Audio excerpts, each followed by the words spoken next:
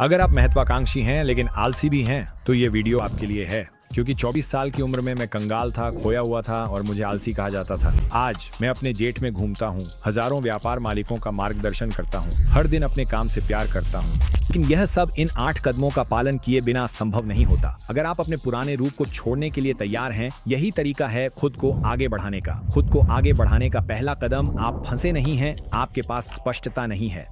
आलस्य दरअसल स्पष्टता की कमी है। बहुत समय पहले मेरे मेंटर ने कहा, एक भ्रमित दिमाग कभी प्रगति नहीं कर सकता। अगर मुझे पता ही नहीं है कि किस चीज पर हमला करना है तो मैं स्पष्ट कैसे महसूस करूंगा। तो चलिए जानते हैं कि हम अपनी प्रगति को लेकर कैसे स्पष्ट हो सकते हैं। सबसे पहले अपने दिमाग में चल रही हर चीज को एक कागज पर लिख डालिए।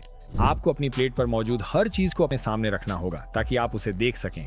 दूसरा, आपको एक जैसी चीजों को एक साथ समूहित करना होगा ताकि आप कभी कोई काम निपटाने के बाद सीधे कॉपीराइटिंग करने या फिर किसी सेल्स लीड को फोन करने में न लग जाएं। इन सभी चीजों को एक साथ समूहित करना चाहिए, जैसे फोन कॉल्स और कुछ भी बनाने जैसे कार्य। बाहर के काम निपटाने हैं तो उन्हें भी एक साथ समूहित करना चाहिए। तीसरा बिंदु है क्रम। एक बार जब आपके दिमाग की सारी बातें कागज पर उतर जाएं और एक साथ रख दी जाएं, तो आपको यह तय करना है कि प्राथमिकता 1, 2, 3 और 4 क्या है। चौथा कदम है हटाना। अगर उसमें कोई चीज ऐसी है जो पूरी तरह से हाँ नहीं है तो उसे सख्ती से नहीं कहना होगा। अब जब आपके पास स्पष्ट योजना है तो आपको उसे हासिल करने वाले व्यक्ति में बदलना होगा। यह हमें अनस्टक होने के दूसरे कदम पर ले जाता है, जो है अपनी पहचान को अपग्रेड करें।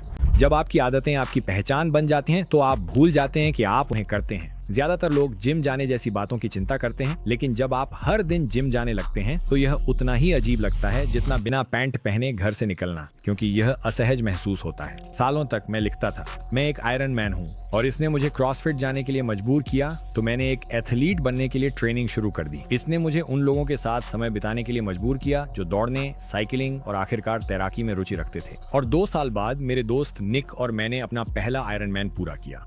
मैंने जो सीखा वह यह है कि पहचान सिर्फ आदतों से ज्यादा महत्वपूर्ण है।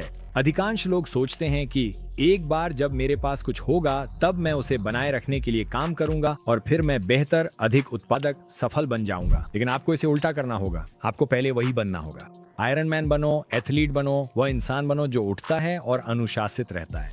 काम करो क्योंकि यही तुम्हारी पहचान है, और फिर तुम्हारे पास वह चीज होगी जो तुम चाहते हो, चाहे वह फिटनेस हो, पैसा हो या रिश्ते हो। अधिकांश लोग पीछे बैठ जाते हैं ये उम्मीद करते हुए कि दूसरे लोग उनके लिए कुछ करेंगे। तुम्हें सबसे पहले खुद उदाहरण बनना होगा। मेरे लिए सबसे महत्वपूर्ण बात यह है कि इसे रोजाना करो और अपनी पहचान को जोर से बोलो। तो मेरा दोस्त निक, वह आयरन मैन बनने की पहचान में इतना डूब गया था कि उसने एक कुत्ता लिया और उसका नाम कोना रखा। अब अगर आप नहीं जानते तो कोना हवाई में होने वाली आयरन मैन वर्ल्ड चैंपियनशिप है। ये उस समय से 6 साल पहले की बात है जब उसने पहली बार आयरन मैन किया था। यह हैरान करने वाली बात है कि वह इसे सच कर सका। आप अपनी बातचीत के अनुसार बन जाते हैं, लेकिन अगर आप अपनी पहचान की रक्षा नहीं करते तो वह बिखर जाएगी।